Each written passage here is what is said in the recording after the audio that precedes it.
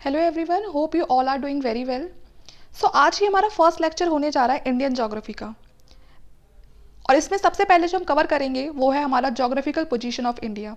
जैसे कि आप सभी को पता है कि जब हम किसी कंपटीशन एग्जाम की तैयारी करते हैं तो देखिए होता क्या है, सबसे ज़्यादा जो उसमें पार्ट होता है ना वो आपका इंडियन ज्योग्राफी का कवर होता है। वर्ल्ड ज्योग्राफी भी आता है, लेकिन जो ज़्यादा जो क्वेश्चन आपको देखने के लिए मिलेंगे वो आपको इंडियन ज्योग्राफी के मिलेंगे। तो इसीलिए पहली सीरीज़ हमने इंडियन ज्योग्राफी की स्टार्ट की है। जब हमारी कंप्लीट हो जाएगी उसके बाद अगर आप लोग कहेंगे तो हम वर्ल्ड ज्योग्राफी को भी स्टार्ट कर देंगे, लेकिन जो ज़्यादा फैक्ट जो हमें कवर करने हैं वो इंडियन ज्योग्राफी के करने हैं। तो इसलिए हमारे ये फर्स्ट लेक्चर होगा इंडियन ज्योग्राफी का। इसके साथ साथ हमारा जो हिस्ट्री की सीरीज़ है वो भी साथ में चल रही है। आप चाहे तो हमारे चैनल को विजिट करके प्लेलिस्ट में जाके आप वहाँ से उन हिस्ट्री की जो वीडियोज़ है उनको देख सकते हैं। तो चलिए स्टार्ट करते हैं अपने हिस्ट्री के ज्योग्राफी के फर्स्ट लेक्चर को, ज्योग्राफिकल पोजीशन ऑफ इंडिया। तो सबसे पहले इस पर बात की गई है लैटिट्यूड और लॉन्गिट्यूड की। इस पर क्या कहा गया है कि जो हमारा इंडिया है वो हमारा 645 से 37 डिग्री नॉर्थ लैटिट्यूड पे लाई करता है, और लॉन्गिट्यूड कौन सा है हमारा 68 डिग्री 7 से 97.25 ईस्ट। तो देखिए यहाँ पर थोड़ा लोग कंफ्यूज हो जाते हैं जिनको लैटिट्यूड और लॉन्गिट्यूड नहीं पता, तो मैं आपको पहले वही समझाने की कोशिश करती हूँ। सबसे पहले मैं आपको समझा देती हूँ। यहाँ पर जो 6 लिखा हुआ था वो 6 ना होकर वो यहाँ पर 8 है, ठीक है, 8 डिग्री 45। अब आगे देखते हैं। देखिए मैं आपको समझाने की कोशिश करती हूँ कि जो लैटिट्यूड और जो लॉन्गिट्यूड है वो क्या है। हम सभी को पता है ये हमारा अर्थ कुछ इस तरह से है। हमारे अर्थ को जो एक लाइन है वो 2 इक्वल पार्ट्स में डिवाइड कर देती है, और उस लाइन को हम क्या बोलते हैं, इक्वेटर बोलते हैं, ठीक है। इससे ऊपर जो लाइन हमारी इस तरह से बनी होती है ये हमारी इमेजिनरी लाइंस होती हैं, और ऐसे सेम नीचे होती हैं। इन इमेजिनरी लाइंस को हम क्या बोलते हैं, लैटिट्यूड बोलते हैं, ठीक है। और जो लाइन हमारी इस तरफ वर्टिकली होती हैं ऐसे करके, उनको हम क्या बोलते हैं, लॉन्गिट्यूड बोलते हैं, ठीक है। तो आप याद रखना ये बात। अब देखिए क्या कहा गया है कि जो हमारा जो इंडिया है वो हमारा 8 डिग्री 45 लैटिट्यूड पर है। तो देखिए जीरो को क्या कंसिडर, वो सॉरी इक्वेटर को क्या कंसिडर करते हैं, जीरो कंसिडर करते हैं। ऊपर जो ये वाली जो हमारी यहाँ से ग्रीन मेरिडियन से जो ये निकल के आ रही है जो एक लाइन वाली, इसको भी हम जीरो कंसिडर करते हैं। यहीं से हमारी आगे तक शुरू होती हैं, फिर आगे इस तरह से एक लॉन्गिट्यूड, 2 लॉन्गिट्यूड, 3 लॉन्गिट्यूड, जो हमारे कहाँ से निकलती है, जो ग्रीन मेरिडियन से जो बना रखी है लॉन्गिट्यूड, उससे जो आगे की हैं सारी वो 1 2 3 करके ऐसे करके शुरू हो जाती हैं, ठीक है। अब हमें देखना है कि जो हमारा इंडिया है वो कहाँ लाई करता है। तो ये मैं थोड़ा सा हटा देती हूँ उसको। तो देखिए यहाँ से ये था, पहले से मैंने आपको बताया, ये हमारा इक्वेटर हो गया। अब यहाँ से करते हैं, ये हमने जीरो मान रखा। अब इससे ऊपर ऊपर तो डिग्री बढ़ेगी हमारी, इससे ऊपर जाएंगे तो क्या डिग्री बढ़ेगी। अब जैसे ही यहाँ पर हमारी जो ये इसे हटा देते हैं 8 है, तो जैसे ही हमारी यहाँ पर ये 8 डिग्री आ जाती है, मान के चलो यहाँ से हमारी 8 डिग्री आ गई, तो यहीं से जो हमारा इंडिया है वो शुरू हो जाता है। और वो कितने तक जाता है, जब तक कौन सी डिग्री नहीं आती है, 37। मान के चलो यहाँ पर आ गई 37, है ना, आप समझने की कोशिश करना, यहाँ पर 37 है, तो हमारा इसका मतलब है कि इंडिया हमारा यहाँ पर ऐसे है, ठीक है। और ये हमारी लाइन कौन सी है, ये हमारी लैटिट्यूड लाइन्स है। तो इस तरह से होता है। तो ये डिग्री का पता लगाता है। इसके बीच में और भी बहुत सारी लाइनें ऐसे यहाँ से, ये जो हमारे जो लैटिट्यूड्स होते हैं ये कितने होते हैं, ये होते हैं हमारे 181। एक होता है इसमें इक्वेटर, और बाकी 90 लाइंस ऊपर होती हैं लैटिट्यूड की, और 90 क्या होती है, नीचे होती हैं यहाँ पर, और बीच में एक इसको लगा के ये 181 हो जाती हैं। और जो लॉन्गिट्यूड होता है ये लाइंस होती है हमारी 360, जो वर्टिकली जो लाइन होती है। 180 इस साइड होंगी आपकी, ये जो इधर है 180 इस साइड होंगी, और 180 इस साइड होंगी। ये जो ऊपर वाला जो पार्ट होता है पूरा इक्वेटर से ऊपर वाला पार्ट, इसको बोलते हैं हम नॉर्दर्न हेमिस्फेयर।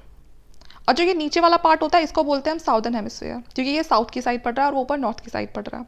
ये होता है इधर हमारा वेस्टर्न हेमिस्फेयर, और इधर होता है ये हमारा ईस्टर्न हेमिस्फेयर, ठीक है। तो आप समझ गए होंगे कि नॉर्दर्न हेमिस्फेयर, अगर आपसे कोई कहेगा कि ये कंट्री नॉर्दर्न हेमिस्फेयर में लाई करती है, या ये जो नॉर्थ ईस्टर्न है उस हेमिस्फेयर में लाई करती है, तो आप ना यहाँ पर समझ जाएंगे।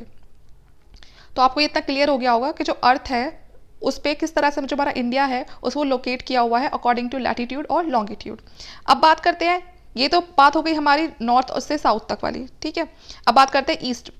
यहाँ पर क्या हो रहा है, अब मैंने आपसे कहा यहाँ से ये आपकी लॉन्गिट्यूड लाइन शुरू हो जाती है। ये आपका एक ग्रीन विच से जो लाइन निकलती है आपकी, उसको हम जीरो मानते हैं। अब ये लाइन 1 हो गई, 2 हो गई, 3 हो गई, ऐसे चल करते करते यहाँ पर कौन सी आ जाती है, जहाँ से बिल्कुल इंडिया का जो ये गुजरात वाला जो पार्ट है यहाँ पर कौन सी आ जाती है, 68 डिग्री, ठीक है। और फिर जहाँ पर इंडिया जो खत्म होता है उसकी जो दूसरी साइड होती है वो कौन सी होती है, 97 डिग्री 25, ठीक है। तो इस तरह से ये हमारे लॉन्गिट्यूड पे लाई करती है। तो हमें एक एग्जैक्ट पोजीशन होती है, ये सिर्फ हमारी कंट्री की नहीं है, बल्कि कोई भी कंट्री है तो उसकी जो एग्जैक्ट जो लोकेशन होती है कि वो कहाँ पर है, कौन सी डिग्री पर है, कितना बड़ा, तो उससे हमें इस तरह से पता चलता है उसके लैटिट्यूड और उसके लॉन्गिट्यूड। तो मैं उम्मीद करती हूँ आपको ये जो टॉपिक है ये बिल्कुल अच्छे से समझ आ गया होगा। तो देखिए इसमें क्या लिखा है कि India is located in northern hemisphere. तो जैसे कि मैंने बता दिया कि इक्वेटर से जो ऊपर वाला पार्ट होता है वो नॉर्दर्न हेमिस्फेयर होता है, तो हमारा इंडिया इधर लाई करता है, तो वो कहाँ पर है, वो ऊपर नॉर्दर्न हेमिस्फेयर में है। The north south extent from Kashmir to Kanyakumari is about 3200 kilometre, मतलब 3200 किलोमीटर। अब यहाँ पर मैं आपको समझा देती हूँ, इसको इरेज करते हैं। यहाँ पर ये हो गया, मान के चलो ये हमारा इंडिया का पार्ट हो गया। आप थोड़ा समझने की कोशिश करना बस, है ना। यहाँ ऊपर क्या है, ऊपर है हमारा कश्मीर और नीचे क्या है हमारा कन्याकुमारी। अब देखिए जो इसका डिस्टेंस है ऊपर से लेके जो नीचे तक का जो डिस्टेंस है वो हमारा कितना है, 3200 किलोमीटर। ऊपर से बिल्कुल नीचे तक का जो डिस्टेंस है वो 3200 किलोमीटर है। अगर हम ईस्ट से वेस्ट की बात करें, अरुणाचल से कच्छ की बात करें, तो कितना है हमारा डिस्टेंस, 2900 किलोमीटर, मतलब 2900 किलोमीटर। ठीक है। तो ऊपर से कहाँ से शुरू हो रहा था, ये कश्मीर से स्टार्ट हो रहा था और नीचे तक आ रहा था। ये पूरा हो गया। इसे आप बोलेंगे नॉर्थ से आपका साउथ तक कितना डिस्टेंस है, और आपका इधर कच्छ से लेके अरुणाचल प्रदेश तक कितना डिस्टेंस है। तो आप बता दोगे नॉर्थ से साउथ आपका कितना है, 3200 किलोमीटर, और नीचे ये बीच का जो ये डिस्टेंस है आपका ईस्ट टू वेस्ट वाला, ये आपका 2900 किलोमीटर। ठीक है। India is a part of south Asia region. जो हमारा इंडिया है वो किसका पार्ट है, साउथ एशिया का, क्योंकि जो हमारी इंडिया जो कंट्री है वो कौन से कॉन्टिनेंट में आती है, वो एशिया कॉन्टिनेंट में आती है और थोड़ी साउथ की साइड है, तो इसीलिए इसे बोलते हैं south Asian region. The land mass of the India has an area of 3.28 million square kilometre. जो हमारा लैंड मास है इंडिया का, हमारा कितना है, 3.28 मिलियन स्क्वायर किलोमीटर। और यहाँ पर कुछ लोग ये सोच के कंफ्यूज मत हो जाना कि यहाँ पर साउथ क्यों आ गया, क्योंकि हमारा इंडिया तो इक्वेटर से ऊपर है, लेकिन इक्वेटर से जो ऊपर है, मान के चलिए इक्वेटर से ऊपर वाला पार्ट है, ये नीचे साउथ हो गया, नॉर्थ हो गया, ठीक है, इक्वेटर वाला था, तो इक्वेटर में भी हमने इसको नॉर्थ बोल दिया, इसको थोड़ा साउथ वाला पार्ट बोल दिया, तो इस तरह से वो साउथ में पड़ता है, ना कि वो यहाँ पर पहुँच जाता है, वो थोड़ा साउथ की साइड है ना, तो इसीलिए हमने उसे साउथ एशियाटिक पार्ट बोल दिया। आगे देखते हैं। The land mass of India मैंने आपको बता दिया कितना है, 3.28 मिलियन स्क्वायर किलोमीटर है। अगर हम प्लेन्स की बात करें, यहाँ पर हम इन चारों चीज़ को ही पढ़ेंगे। प्लेन कौन सा एरिया होता है, जैसे कि आपने देखा जो यूपी वाला एरिया, बिहार वाला एरिया है, तो वहाँ पर प्लेन एरिया। प्लेन एरिया कौन बनाता है, प्लेन एरिया बनाती है आपकी रिवर्स, वो जो भी सिल्ट, सैंड, क्ले जो भी अपने साथ लेकर आती हैं, वो जो वैलीज बनी होती है माउंटेन्स की वजह से, वो उनको फिल कर देती है और फिर वहाँ का जो एरिया होता है बिल्कुल प्लेन बना देती है। जैसे कि आज हमारा यूपी है, तो वो सब प्लेन एरिया में कंसिडर किया जाता है। और यहाँ पर एग्रीकल्चर वगैरह बहुत अच्छा होता है, यहाँ की लैंड बहुत फर्टाइल होती है। तो ऐसा एरिया हमारे जो इंडिया में कितने परसेंट है, 43.3% है। अगर हम प्लेट्यू की बात करें तो मैंने आपको बताया था, प्लेट्यू को हिंदी में बोलते हैं पठार बोलते हैं। ये क्या होता है, जो हमारी लैंड होती है उससे थोड़ा उठा हुआ पार्ट होता है, ऐसे टेबल की तरह थोड़ा। तो ऐसी जो लैंड है वो इंडिया में कितनी है, 27.7% है। जो हिल्स हैं वो कितनी है, 18.6% है, और जो माउंटेन्स है वो 10.7% लैंड पर है।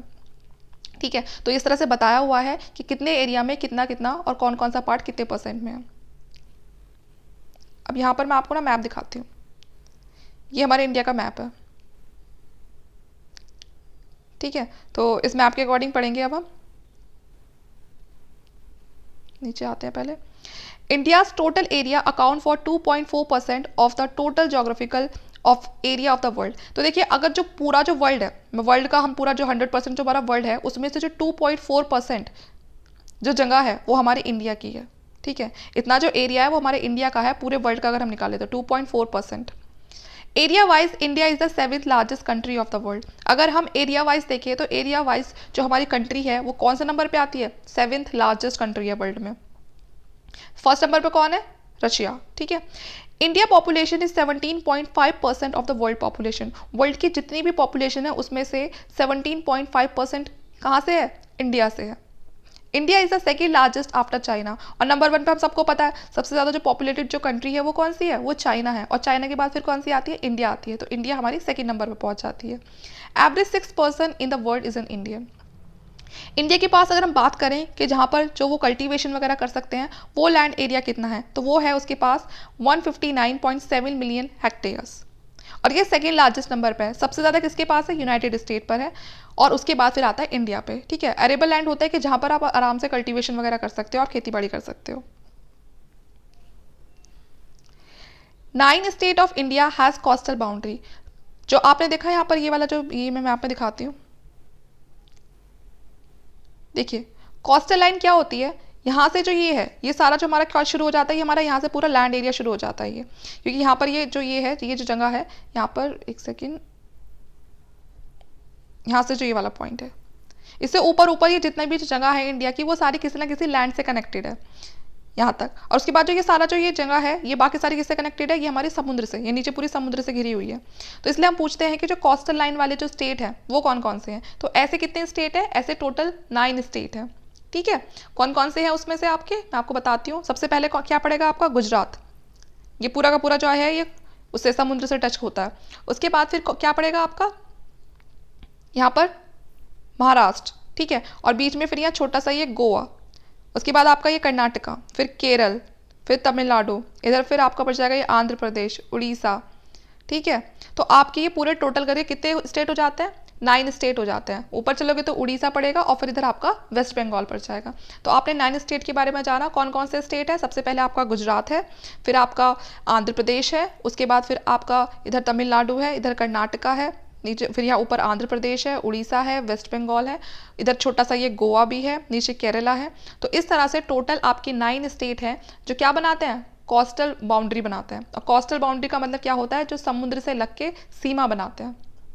ठीक है, अब यहाँ पे क्वेश्चन अराइज होता है कि सबसे लंबी सीमा कौन बनाता है ओशन के साथ। तो सबसे ज़्यादा लंबी सीमा कौन बनाता है, गुजरात बनाता है। अब देखिए फर्स्ट तो ज़्यादा सभी को याद होती है, ठीक है, पहली तो ज़्यादा सभी को याद होती है गुजरात। ठीक है, अगर वो पूछे गुजरात के बाद कौन बनाता है, तो गुजरात के बाद आप बताओगे आंध्र प्रदेश। ठीक है, उसके बाद सेकंड नंबर पे आंध्र प्रदेश। थर्ड भी पूछ ली जाती है कभी कभी, तो थर्ड आपको पता होनी चाहिए तमिलनाडु। तो हो गए 9 स्टेट हैं जो कोस्टल बाउंड्री बनाते हैं। उनमें से जो सबसे लंबी जो कोस्टल बाउंड्री बनाता है वो गुजरात बनाता है, गुजरात के बाद आंध्र प्रदेश बनाता है और उसके बाद फिर तमिलनाडु बनाता है। ठीक है, एक बार और बता देती हूँ, टोटल 9 स्टेट है जो हमारी कोस्टल बाउंड्री बनाते हैं। फर्स्ट जो सबसे ज़्यादा जो लंबी बनाता है वो गुजरात, उसके बाद आंध्र प्रदेश और उसके बाद तमिलनाडु। उसके बाद देखिए जो हमारा इंडिया है, जो ये वाला जो पार्ट होता है ना, जो तीनों साइड से पानी से घिरा हुआ हो, उसको हम बोलते हैं पेनिनसुला बोलते हैं। आपने इधर देखा होगा तो इधर आपको बे ऑफ बंगाल दिखाई देगा और इधर आप देखोगे तो आपको अरेबियन सी दिखाई देगा। और नीचे पूरा ये किस में आते हैं, दोनों के दोनों पार्ट पूरे इंडियन ओशियन में आते हैं। और खासकर इंडिया का सबसे ज़्यादा पार्ट इस ओशियन में, इसीलिए इस जो ओशियन है इसका नाम ही क्या रखा गया, इंडियन ओशियन के नाम पर रखा गया। अब आगे देखते हैं। तो यहाँ पर है ये पूरा जो मैंने आपको ऊपर समझाया कि 9 स्टेट है इंडिया के जिसकी अपनी कोस्टल बाउंड्री है, जो उसमें गुजरात आता है, महाराष्ट्र है, गोवा है, कर्नाटका है, केरला है और तमिलनाडु है और वेस्ट बंगाल है। These 9 state had mangrove forest which are adaptable to marshy condition. और यहाँ पर मैंग्रोव फॉरेस्ट भी मिलते हैं। जो 9 स्टेट आपके ये यहाँ पर आपको मैंग्रोव फॉरेस्ट भी आपको यही देखने के लिए मिलेंगे। सबसे ज़्यादा कहाँ पर होते हैं, वेस्ट बंगाल में होता है। मैंग्रोव फॉरेस्ट क्या होते हैं ये हम अपने आगे के लेक्चर्स में पढ़ेंगे। लॉन्गेस्ट कोस्ट लाइन मैंने आपको बता दी, गुजरात, आंध्र प्रदेश, तमिलनाडु, ये मैंने बता दिया। सबसे ज़्यादा गुजरात की होती है, उसके बाद तमिलनाडु की और उसके बाद फिर सेकंड नंबर पे आंध्र प्रदेश की और थर्ड नंबर पे तमिलनाडु की। अगर हम टोटल लेंथ की बात करते हैं कि जो हमारी कॉस्ट लाइन है वो टोटल कितनी है, तो वो है आपकी 7516 किलोमीटर। यहीं पे समझाती हूँ पूरा आपको मैप में, जिससे कि आपको मैप भी थोड़ा रिवाइज हो जाए।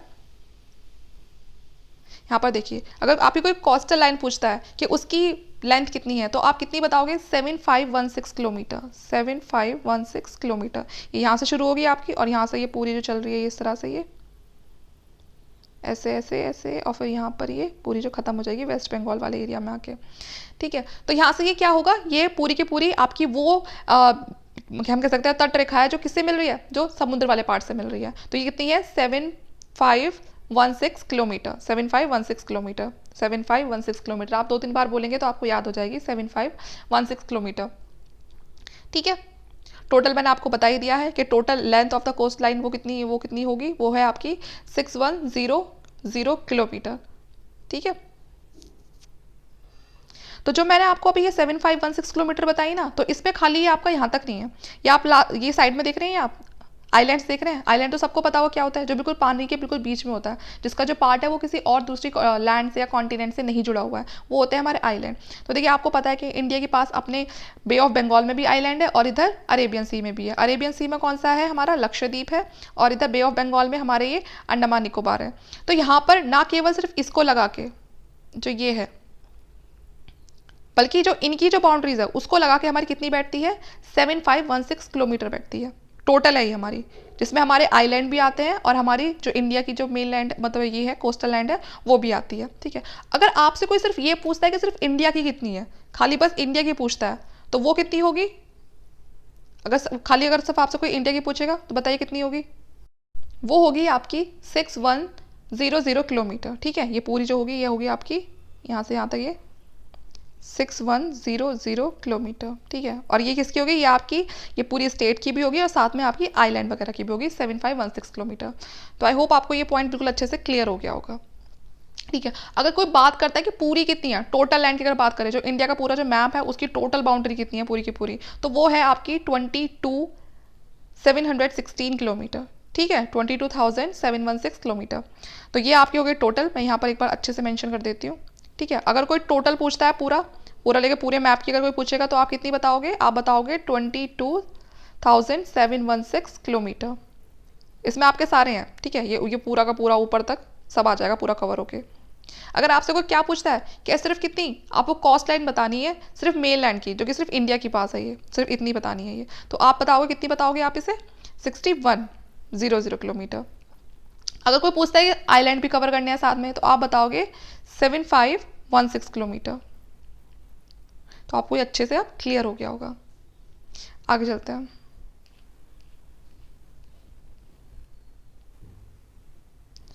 अब देखते हैं हमारा ये वाला पॉइंट। टोटल लेंथ मैंने आपको बता दी, तो यहाँ पर ना आप ये जरा ये करेक्शन कर लीजिएगा, यहाँ पर ये 1।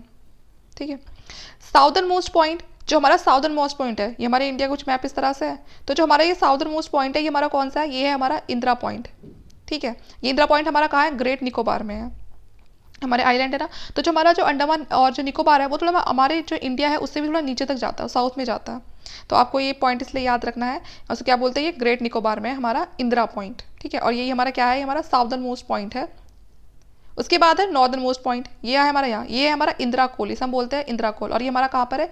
जो हमारा सियाचिन ग्लेशियर है वो वहाँ पर है हमारा इंदिरा कोल। ठीक है, तो पता चल गया आपको। अगर आपसे सबसे कोई नॉर्दर्न मोस्ट पॉइंट पूछेगा इंडिया का तो आप बताओगे इंदिरा कोल, और अगर आपसे कोई साउदर्न मोस्ट पॉइंट पूछेगा तो आप बताओगे इंदिरा पॉइंट, और वो कहाँ है? हमारा ग्रेट निकोबार में है। उसके बाद है ईस्टर्न पॉइंट। ईस्टर्न पॉइंट कौन सा होगा? हमारा ये वाला होगा। ये कौन सा है? हमारा किबिथु अरुणाचल प्रदेश, किबिथु अरुणाचल प्रदेश। फिर पूछेगा आपसे कोई वेस्टर्न मोस्ट पॉइंट कौन सा है, तो वो बताओगे आप गुहार मोटा और गुहार माता है ये, सॉरी, और यहाँ पर गुजरात। ठीक है, ये आपका गुजरात में पड़ेगा। तो आपको सब कुछ क्लियर हो गया होगा। अगर सबसे पहले आपसे कोई पूछता है कि नॉर्दर्न मोस्ट पॉइंट कौन सा है, तो आप क्या बताओगे? इंदिरा कोल बताओगे। अगर आपसे कोई पूछता है कि ईस्टर्न पॉइंट कौन सा है, तो आप क्या बताओगे? किबिथु अरुणाचल प्रदेश बताओगे। अगर वेस्टर्न पॉइंट पूछा जाता है तो आप ये गुजरात गुहार माता बताओगे। और अगर ये पूछता है आपका बिल्कुल सबसे साउदर्न, तो आप बताओगे इंदिरा पॉइंट। ठीक है, जो आपका ग्रेट निकोबार में है। हाईएस्ट पॉइंट की बात करें तो है आपका K2 गॉडविन, आपने नाम सुना भी होगा इसका। अगर लोएस्ट पॉइंट को बताता है तो वो है कुट्टानाड, जो कि आपका केरला में है। तो ये सारी जो इन्फॉर्मेशन है ये बहुत ही फैक्चुअल है और ये एग्जाम में सीधा पूछी जाती है बिल्कुल। अब आगे देखते हैं इंडिया और उसके नेबर्स कंट्री कौन कौन सी है, उसके स्टेट और जो उसकी बॉर्डरिंग मतलब कंट्रीज़ हैं, क्योंकि आप सबको हम देखेंगे कौन कौन सी जो उसकी कंट्रीज़ है, कौन कौन किसको टच करती है बाउंड्री से, तो हम देखेंगे। तो सबसे पहले तो ना मैं आपको इंडिया के बारे में बता देती हूँ। हम सबको पता है इंडिया, हमारा जो इंडिया है हमारे उसमें हमारे कितने स्टेट्स हैं? 28 स्टेट्स हैं। ठीक है, और 8 यूनियन टेरिटरीज हैं। तो 28 स्टेट्स वो ज़्यादातर हम सबको पता होंगे कितने हैं, है ना, स्टेट के बाद सबको पता है। तो मैं यहाँ आपको ना यूनियन टेरिटरी के बारे में बता देती हूँ। जो सबसे लास्ट में जो भी स्टेट बना था उसके बारे में बता देते हैं, वो तेलंगाना था। ठीक है, तेलंगाना स्टेट था, जो कि आपका कब बना था? वो बना था आपका 2 जून 2014 में। ठीक है, 2014 में वो आपका स्टेट बना था। अब मैं बात करते हैं यूनियन टेरिटरीज की। 28 स्टेट है। लास्ट स्टेट की फॉर्मेशन किसकी हुई थी? वो थी आपकी तेलंगाना, जो कब हुई थी? 2 जून 2014 में हुई थी। अब मैं आपको यूटी के बारे में बता देती हूँ। ठीक है, तो हमारे पास कितनी यूटी है? 8 यूनियन टेरिटरीज हैं। तो इसमें पहली कौन सी है? अंडमान निकोबार है। ठीक है, उसके बाद फिर कौन सी आती है? उसके बाद आपकी आएगी चंडीगढ़। उसके बाद है फिर आपकी दादरा नागर हवेली और दमन और दीव। देखिए, जो दादरा नागर हवेली है वो क्या था? अभी 2020 से पहले वो अलग थी, दादरा नागर हवेली अलग थी और दमन और दीव अलग थी। लेकिन 26 जनवरी को क्या हुआ? 26 जनवरी 2020 को क्या हुआ? इन दोनों को साथ में मिला दिया। ठीक है, इन दोनों को एक ही टेरिटरी बना दिया। और कौन सी टेरिटरी है हमारी? जम्मू कश्मीर है। उसके बाद फिर कौन सी आती है? हमारी लद्दाख है। और उसके बाद लक्षद्वीप है, पुडुचेरी है, है ना। ये सारी हमारी टोटल कितनी हो गई, 8 यूनियन टेरिटरीज हो गई। अगर अब आपसे कोई पूछता है कि सबसे बड़ी जो लार्जेस्ट यूनियन टेरिटरी है वो कौन सी है, तो आप बताओगे लद्दाख। जो हमारी लद्दाख है वो हमारी सबसे बड़ी यूनियन टेरिटरी है। और सबसे कोई छोटी पूछेगा कि सबसे छोटी कौन सी है, तो आप बताओगे लक्षद्वीप। ठीक है, लक्षद्वीप हमारी सबसे स्मॉलेस्ट यूनियन टेरिटरी है। तो मैं उम्मीद करती हूँ आप सबको ये टॉपिक अच्छे से क्लियर हो गया होगा। कितनी है, 8 यूनियन टेरिटरीज है हमारी। जो सबसे बड़ी है वो लद्दाख है और जो सबसे छोटी है वो लक्षद्वीप है। ठीक है, और दमन और दीव को अब एक साथ मिला दिया गया है। कब मिलाया है, 26 जनवरी 2020 को इनको कंबाइन कर दिया गया है दोनों को। तो अब पहले ये 2 टेरिटरी हुआ करती थी, लेकिन अब ये कंबाइंड होकर एक टेरिटरी बन गई है। अब यहाँ पर देख लेते हैं स्टेट और union territory boundary bordering 3 countries. ठीक है, तो देखिए जो हमारे स्टेट हैं ये सिक्किम, वेस्ट बंगाल, अरुणाचल प्रदेश। तो लेकिन ये क्या कर रहे हैं, ये पड़ोसी जो देश है ये उनसे अपनी बाउंड्री शेयर कर रहे हैं। तो देखते हैं कौन सा स्टेट किस कंट्री से अपनी बाउंड्री शेयर कर रहा है। तो सबसे पहले बात करते हैं सिक्किम की। सिक्किम हमारा कहाँ पर है, मैं वो बता देती हूँ मैं आपको। मैप देखते हैं,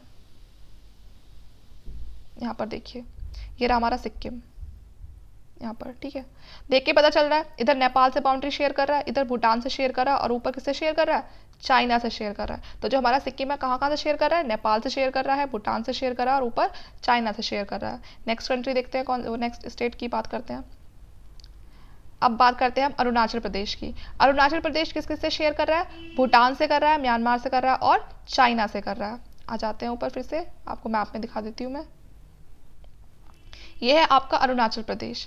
इस अरुणाचल प्रदेश को देखिए किस किस से बाउंड्री शेयर कर रहा है ये आपका, इधर किससे कर रहा है, ये भूटान से कर रहा है। ऊपर किससे कर रहा है ये आपका, देखिए इधर साइड में म्यांमार से कर रहा है, और ऊपर किससे कर रहा है, ये पूरा चाइना से कर रहा है। ठीक है, भूटान हो गया, इधर म्यांमार हो गया, और ऊपर आपका चाइना हो गया। तो ये भी किससे, 3 अलग अलग कंट्रीज से अपनी बाउंड्री शेयर कर रहा है। आगे देखते हैं, आगे बात करते हैं हम वेस्ट बंगाल की बात करते हैं। वेस्ट बंगाल हमारा कहाँ पर है, यहाँ पर देखते हैं। ठीक है, अब वेस्ट बंगाल किस किस से शेयर करता है बाउंड्री अपनी, भूटान से। ये आप देखिए यहाँ से जा रहा है ये ऐसे करके पूरा ये। ठीक है, ऊपर देखिए भूटान से शेयर कर रहा है अपनी बाउंड्री को।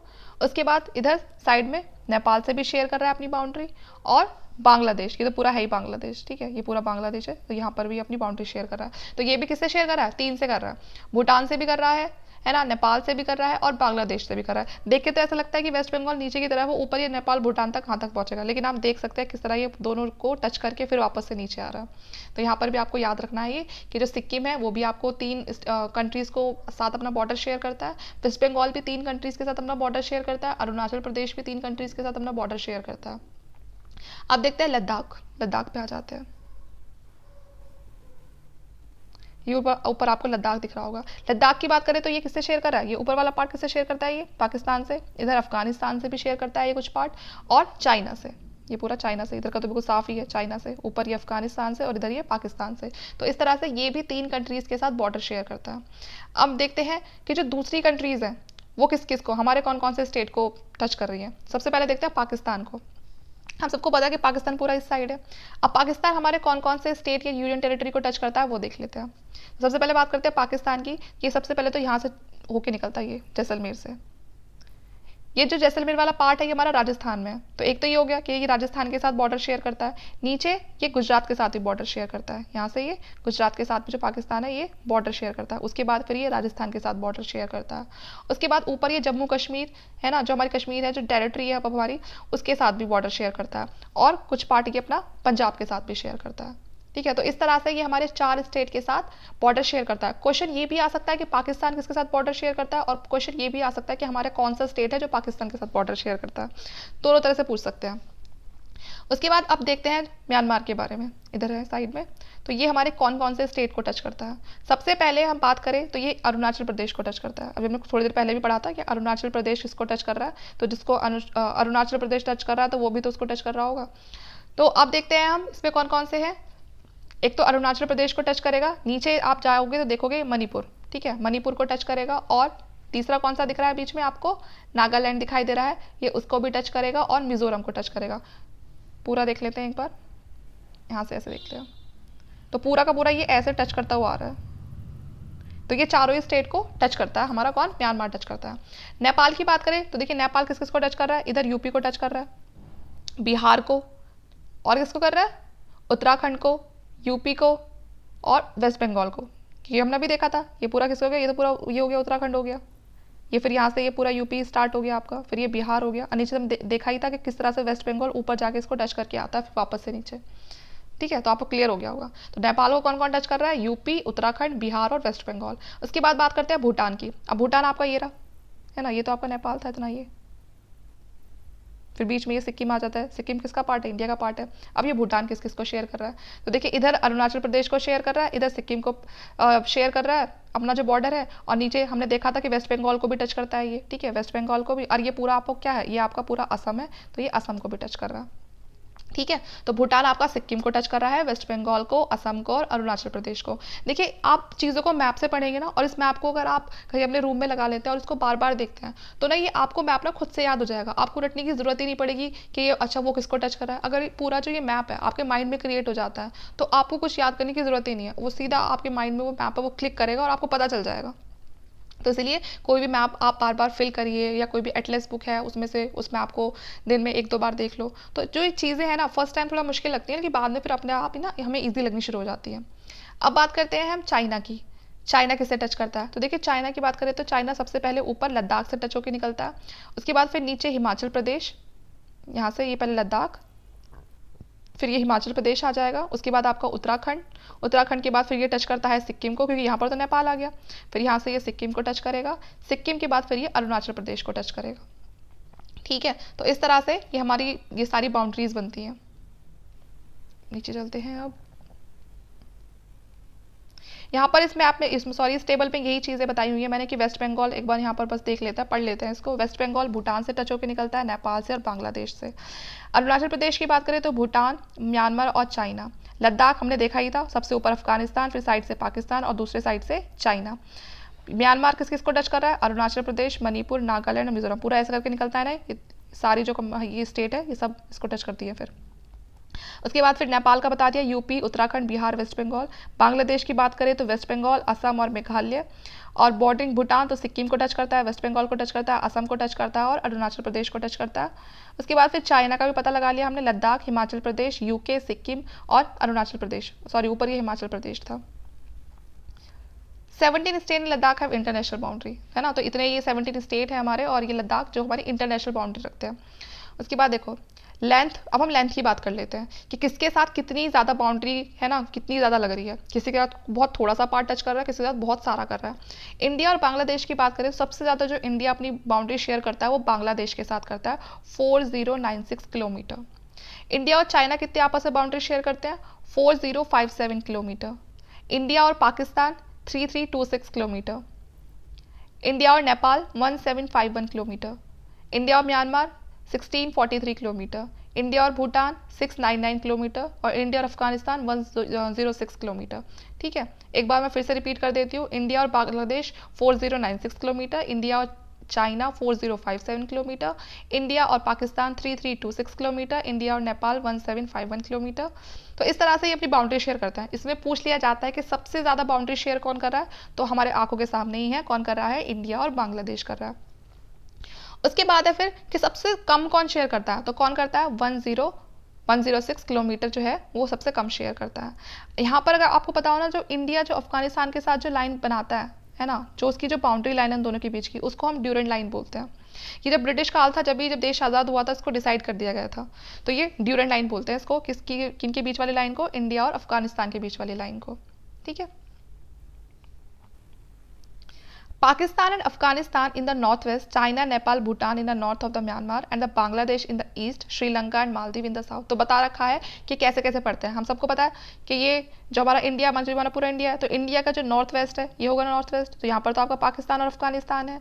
जो आपका चाइना है, नेपाल है, भूटान है, वो कहाँ पर, यहाँ इस साइड पड़ता है, तो वो आपका कहाँ हो गया, वो आपका नॉर्थ में हो गया। ठीक है, जो बांग्लादेश है वो आपको इधर पड़ता है, वो तो वो आपका ईस्ट में हो गया, और नीचे जो श्रीलंका और मालदीव वो आपका यहाँ इधर साउथ में हो गए। अब बात करते हैं मैकमोहन लाइन की। देखिए, इंडिया और चाइना के बीच में लाइन ऑफ एक्चुअल कंट्रोल है। ठीक है, जिसे हम LAC बोलते हैं, इसे हम मैकमोहन लाइन भी बोलते हैं। और जो ये लाइन है ये कितने किलोमीटर की है? ये है 1050 किलोमीटर की। ये इंटरनेशनल बाउंड्री है इंडिया और चाइना के बीच में, कि हम जो मैप बनाते हैं हमारे बीच में कोई ना कोई तो इंटरनेशनल बाउंड्री होती है ना, जिसे हम बोलते हैं कि इसके इधर वाला पार्ट हमारा है और इसके उधर वाली जो लैंड है वो आपकी है।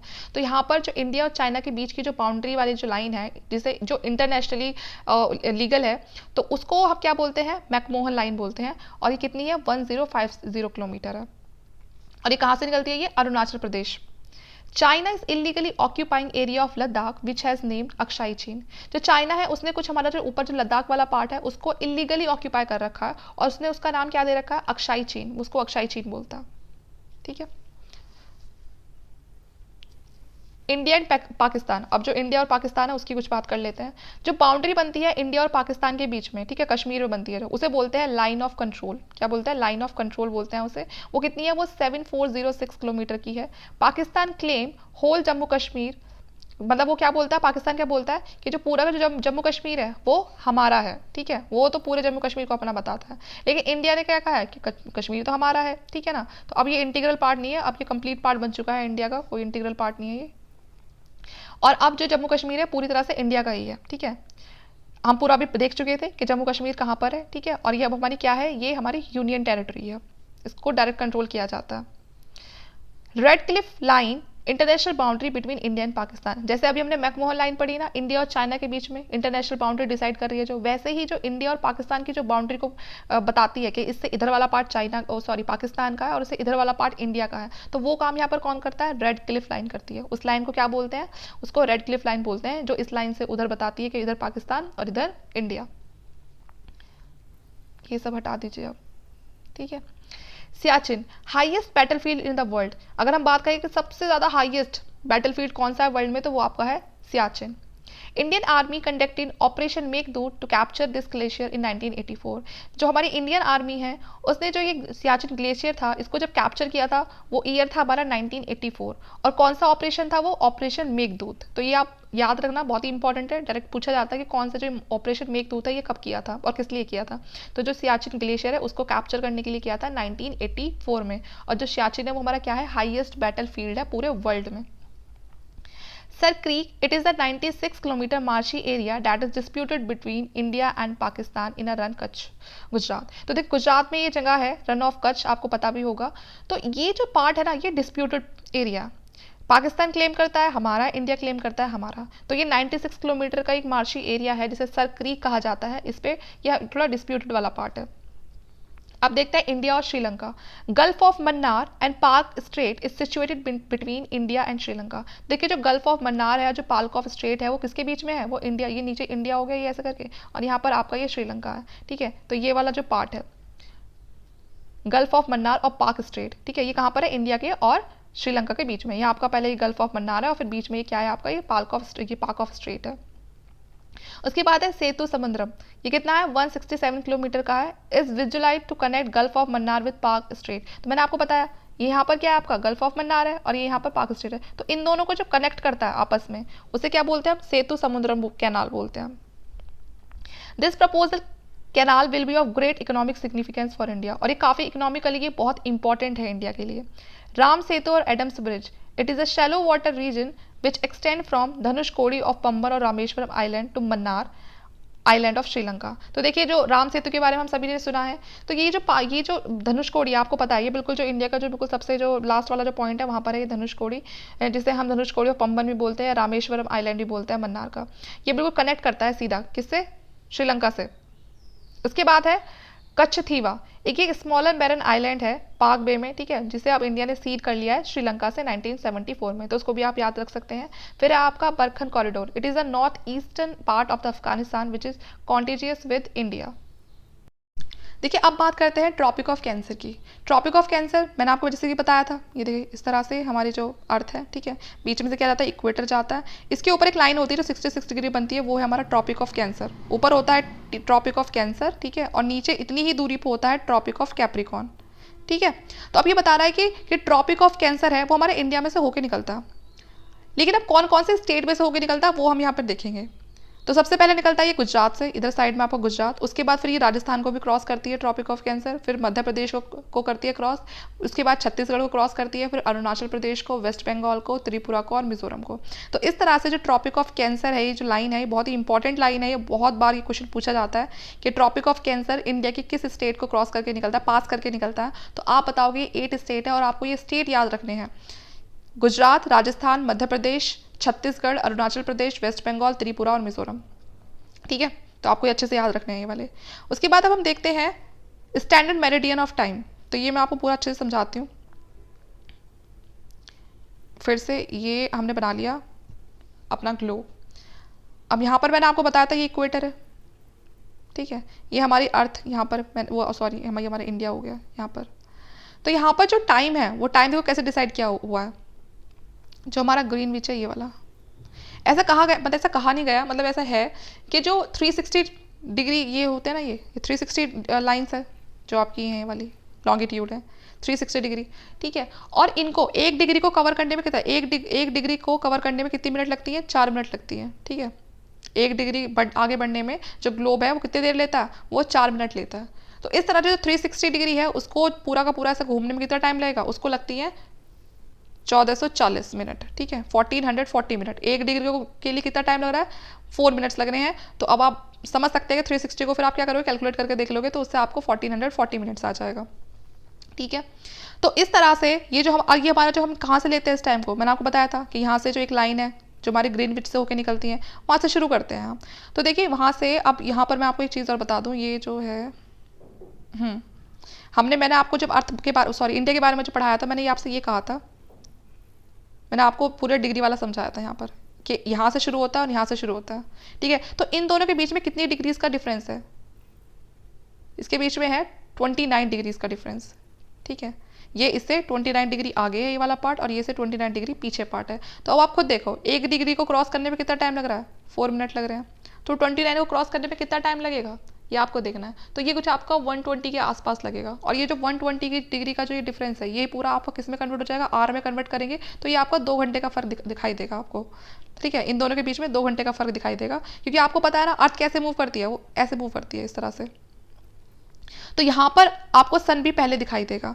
जब यहाँ पर आपको सन दिखाई देगा इधर असम में, अरुणाचल प्रदेश में, उसके 2 घंटे बाद आपको गुजरात में दिखाई देगा, क्योंकि 2 घंटे का फर्क है, ठीक है। अगर हम बात करें ग्रीनविच वाले उसकी, तो वहाँ से लेके और अर्थ के बीच में 5.5 घंटे का फर्क है, सिर्फ डिग्रियों की वजह से, क्योंकि यहाँ पर सब डिग्री चल रही है, यहाँ पर बहुत सारी लाइन है यहाँ पर लॉन्गिट्यूड की। वैसे यहाँ पर भी है इस तरह से, है ना, लाइन है। 1 डिग्री को, एक लाइन को क्रॉस करने में, यहाँ से यहाँ तक आने में, 1 डिग्री से दूसरी डिग्री तक आने में हमें कितनी मिनट लग रही हैं, 4 मिनट लग रही हैं। तो ऐसे जब इनको टाइम को जोड़ेंगे तो यहाँ पर भी जो हमारा अच्छा खासा टाइम कितना, 5.5 घंटे का फर्क दिखाई देता है, ठीक है। और यहाँ से इंडिया के बीच में, इंडिया के इस पॉइंट से इस पॉइंट को देखें तो इनके बीच में 29 डिग्री की वजह से 120 डिग्री का जो टाइम है, मतलब जो फर्क है, जो टाइम निकल कर आता है, ठीक है। 1 डिग्री को आने में कितना टाइम लगेगा, तो 30 डिग्री को कितनी टाइम लगेगा, तो वो कुछ 120 मिनट्स लगेंगे, हाँ मैंने आपको कुछ पहले बता दिया था। तो आपको 120 मिनट्स लगेंगे। तो ये जो 120 मिनट्स है, ये कितना बनाती है, ये आपका 2 आवर का डिफरेंस बनाती है इन दोनों पॉइंट्स के बीच में। तो यहाँ पर मैंने आपको बता दिया, अगर सन यहाँ पर आपको सुबह 5 बजे दिखाई देगा, तो यहाँ पर वही सन आपको 7 बजे दिखाई देगा। तो इस तरह से अब यहाँ पर थोड़ी प्रॉब्लम हो सकती है इस टाइप में। तो इसीलिए इंडिया में क्या किया गया है, फिर स्टैंडर्ड मेरिडियन ऑफ टाइम लिया गया है। यहाँ पर बता दिया मैंने आपको ऐसे, ठीक है। यहाँ पर टाइम बता दिया, यहाँ पर बता दिया, दोनों के बीच में कितना फर्क आ रहा है, 2 घंटे का आ रहा है। तो इसीलिए बीच में से क्या लिया गया है कि इन दोनों का एवरेज निकाल के बीच में से एक लाइन ली गई है। वो कहाँ से निकाली गई है, इलाहाबाद प्रयागराज से वो लाइन निकाली गई है। और उस लाइन के हिसाब से ही हम क्या करते हैं, इंडिया का टाइम डिसाइड करते हैं। हम ना इसकी मानते हैं और ना इस वाले को मानते हैं, हम इन दोनों का हमने एवरेज निकाला है। वो जो हमारा एवरेज है वो हमारा कितना है, 82 डिग्री 30, ठीक है। हमें पता है यहाँ से, यहाँ पर हमारा कितना था, ये 68 था। यहाँ पर हमारा 68 डिग्री पर है ना, ये वाला पार्ट हमारा जी वेस्टर्न वाला पार्ट है। और ये वाला पार्ट हमारा कितनी डिग्री पर था, ये था हमारा 97 डिग्री पे। तो जब आप इन दोनों के बीच का जो देखोगे बिल्कुल, तो वो पड़ेगा आपको 82, ठीक है, 82। तो इसीलिए हमने इसको स्टैंडर्ड मेरिडियन ऑफ टाइम मानते हैं, या फिर इंडियन स्टैंडर्ड टाइम मानते हैं, जिससे कि ना इधर कोई प्रॉब्लम हो ना इधर कोई प्रॉब्लम हो। तो इस तरह से आप समझ गए होंगे, जो हमारा स्टैंडर्ड मेरिडियन ऑफ टाइम है वो सुविधा के लिए बिल्कुल इन दोनों का बिल्कुल बीच वाला जो पार्ट है, इनका जो एवरेज पार्ट है वो निकाला गया। अब ये पूछ लेते हैं कि जो ये इंडियन स्टैंडर्ड जो टाइम है, जो ये मेरिडियन है, ये हमारे इंडिया के कितने स्टेट को क्रॉस करता है, ठीक है। तो अब मैं आपको बताती हूँ। तो इस तरह से ये हमारा कुछ मैप है। मैप प्लीज़ आप थोड़ा समझने की कोशिश करना, ये यहाँ पढ़ना ऐसे बन नहीं पाता इतने अच्छे से। तो यहाँ पर अब ये इतनी ऐसे क्रॉस करता है, ये ऐसे लाइन बना रखी है। तो जो स्टैंडर्ड मेरिडियन ऑफ टाइम है इसको आप कैसे याद रखोगे? मौका से। सबसे पहले हम कर लेते हैं, ये मध्य प्रदेश को क्रॉस कर रहा है, यूपी को तो क्रॉस कर ही रहा है, ये इलाहाबाद से निकल रहा है। तो फिर नीचे जाके ये उड़ीसा को क्रॉस करता है, फिर बीच में यहाँ छत्तीसगढ़ को क्रॉस करता है, और फिर ये आंध्र प्रदेश को क्रॉस करता है। तो मैंने तो ये नीचे तक पहुँचा दिया, वरना थोड़ा ना ऐसे साइड से निकलता है, ये यहाँ तक तो पहुँचता ही नहीं है ये। मैं आना आपको ऊपर मैप में दिखाती हूँ अच्छे से। ये रहा देखो,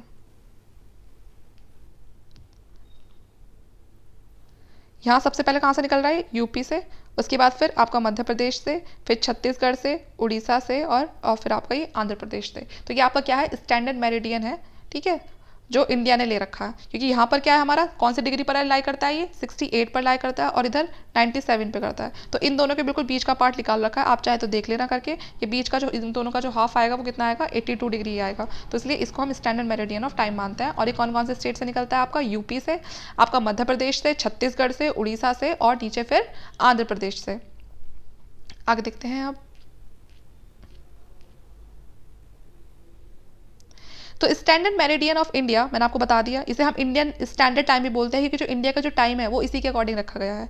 this line passes through the Allahabad in UP. तो यूपी में जो इलाहाबाद है वहाँ से इस लाइन को निकाला गया है, ठीक है। और India time is 5:30 hours ahead of GMT. तो जो इंडिया का भी जो टाइम है मैंने आपको अभी बताया, ऊपर पूरा समझाया कि जो ग्रीनविच जो मेरिडियन है वो हमारी, उसे हम बिल्कुल जीरो मानते हैं। और वहाँ से आगे चल चल के यहाँ पे इंडिया कहाँ पर स्टार्ट होता है? जैसे ही हमारी 68 डिग्री आ जाती है। तो यहाँ से लेकर जो इन दोनों के बीच का जितना भी डिग्रीज का डिफरेंस है, अब मैंने आपको बताया था 1 डिग्री को क्रॉस करने में कितनी टाइम लग रहा है? 4 मिनट लग रहे हैं। तो यहाँ तक आते आते जो बीच का जो जितनी भी डिग्री है उनको हम कैलकुलेट करके पता लगाएंगे, तो वो सीधा कितना टाइम निकल कर आएगा? वो 5:30 आवर का निकल कर आएगा। तो इसीलिए हम GMT से हम कितना आ गए? 5.5 घंटे आ गए। Indian most state of India, ये कौन सा हमारा? अरुणाचल प्रदेश है। यहाँ पर बताया मैंने, इसे हम स्टेट ऑफ राइजिंग सन भी बोलते हैं, क्योंकि सबसे पहले जो हमारे इंडिया में जो सन दिखाई देता है वो अरुणाचल प्रदेश में दिखाई देता है। और अगर यहाँ पर सुबह के 5 बजे सन दिखाई दिया है तो गुजरात में 2 घंटे बाद दिखाई देगा, क्योंकि वहाँ पर क्या होता है, जो किसकी वजह से डिफरेंस आ रहा है? डिग्रीज की वजह से डिफरेंस आ रहा है। वेस्टर्न मोस्ट स्टेट कौन सा है हमारा? गुजरात है।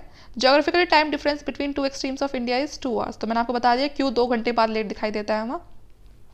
UP is the state with maximum state boundaries. तो देखिए जो यूपी है हमारा, वो सबसे ज़्यादा स्टेट बाउंड्री शेयर करता है अपने दूसरे स्टेट के साथ। कोई स्टेट 1 से कर रहा है, 2 से कर रहा है, 3 से कर रहा है, लेकिन यूपी पूरे 8 स्टेट के साथ बाउंड्री शेयर करता है अपनी। Rajasthan, Haryana, Uttarakhand, Bihar, Jharkhand, MP, Chhattisgarh, Himachal Pradesh, union territory of Delhi. एक बार मैप में और देख लेते हैं।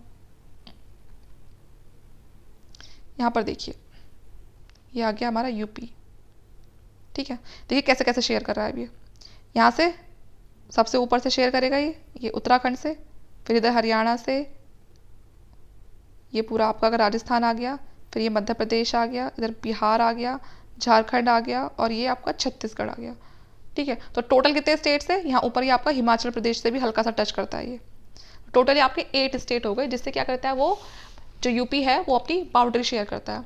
अगर हम एरिया वाइज देखेंगे, एरिया वाइज सबसे बड़ा स्टेट कौन सा है? तो वो हमारा एरिया वाइज जो सबसे बड़ा जो स्टेट आएगा वो आएगा हमारा राजस्थान। जो राजस्थान है वो एरिया में सबसे बड़ा है, ठीक है। उसके बाद आता है फिर मध्य प्रदेश, फिर मध्य प्रदेश है सबसे बड़ा। उसके बाद फिर क्या है? महाराष्ट्र। उसके बाद फिर यूपी है। तो सबसे पहले अगर हम एरिया वाइज बात करें, एरिया वाइज, तो एरिया वाइज सबसे जो लार्जेस्ट है वो है हमारा राजस्थान फर्स्ट नंबर पे, सेकंड नंबर पे हमारा मध्य प्रदेश, थर्ड नंबर पे हमारा महाराष्ट्र, और फोर्थ नंबर पे हमारा यूपी। और पॉपुलेशन की बात करें तो फर्स्ट नंबर पे हमारा यूपी ही आता है। सबसे ज़्यादा जो जनसंख्या वाला जो क्षेत्र है वो हमारा यूपी है। उसके बाद अगर बात करते हैं स्मॉलेस्ट की, सबसे छोटा स्टेट कौन सा है? तो वो है हमारा गोवा। सबसे छोटा स्टेट है हमारा, स्मॉलेस्ट है एकदम, सबसे छोटा। अगर हम यूनियन टेरिटरी और स्टेट में दोनों की बात करते हैं, अगर हम यूनियन टेरिटरी को भी मिलाएं और स्टेट को भी मिलाएं, और तब हम पूछे कि उनमें सबसे छोटा कौन सा है, दोनों को मिला के सबसे छोटा कौन सा है, तो फिर है आपका इधर जो लक्षद्वीप आइलैंड है वो आपका सबसे छोटा हो जाएगा। यूपी का मैंने आपको बता ही दिया, 8 स्टेट से अपनी बाउंड्री शेयर करता है, ठीक है। यूपी में अगर कोई आपसे ये पूछ ले कि यूपी का सबसे बड़ा लार्जेस्ट डिस्ट्रिक्ट कौन सा है, तो वो है आपका लखीमपुर खेरी, ठीक है, सबसे बड़ा है वो आपका। तो यहाँ पर देखिए ये चैप्टर में ये हमने काफ़ी कुछ इसमें पढ़ लिया है, तो अगर आपको कोई भी दिक्कत आती है तो आप इसमें कमेंट करके हमें पूछ सकते हैं वीडियो में। और आप चाहे तो जो हमारे बाकी लेक्चर्स है हिस्ट्री के, आप उन्हें देख के भी समझ सकते हैं। उसमें भी मैंने आपको जो मैप वगैरह है ना, कुछ प्लेन्स के बारे में आपको बता चुकी हूँ उसमें। वरना बाकी तो हम सारा का सारा जो पार्ट है वो ज्योग्राफी में आगे कवर करेंगे। तो अगर आपको वीडियो अच्छा लगता है तो प्लीज़ लाइक करना, चैनल को सब्सक्राइब करना, जिससे कि आपको आगे की वीडियो बिल्कुल टाइम पर मिल सके। सो इस वीडियो के लिए इतना। इसके बाद हम आपसे मिलेंगे फिजिकल फीचर्स ऑफ इंडिया के साथ। Thank you.